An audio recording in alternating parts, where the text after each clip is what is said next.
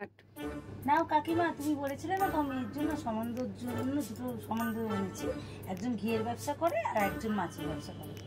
কই দেখি,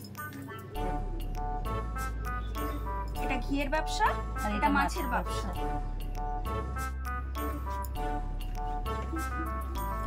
মা, কি করছো তোমরা? এই দেখ, মনিদি তোর জন্য সম্বন্ধ এনেছে রে। একজন ঘিয়ের ব্যবসা করে, একজন মাছের ব্যবসা করে। দেখ দিনি, এই দুটো দেখে নি কেমন লাগে তোর।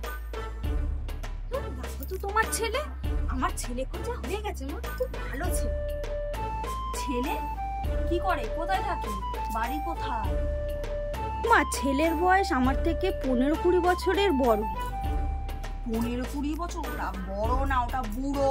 তোর বয়স কোথায় 25 আর ও 15-20 মানে 45 বছর বয়স। ও তো বুড়ো রে। না না মা, ওইসব এখন আর চলে না। তুমি একবার দেখেই দেখো না ছেলেটাকে। আমার দেখার দরকার নেই, ওই বুড়োওয়ালা ছেলের সাথে আমি তোর বিয়ে দেব। মা, একবার দেখো। দেখার কে? ঠিক আছে, আসতে বলিস, দেখে নেব। কিন্তু মা, একটা কন্ডিশন আছে ছেলের।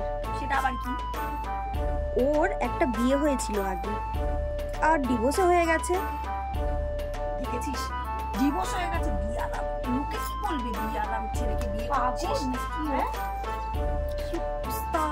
বিয়ে আলা ছেলেকে কেউ বিয়ে করে? আবার তাহলে ডিভোর্স হয়ে গেছিল। মা শোনোই না, ওর আরো একটা কন্ডিশন আছে। আবার কি কন্ডিশন?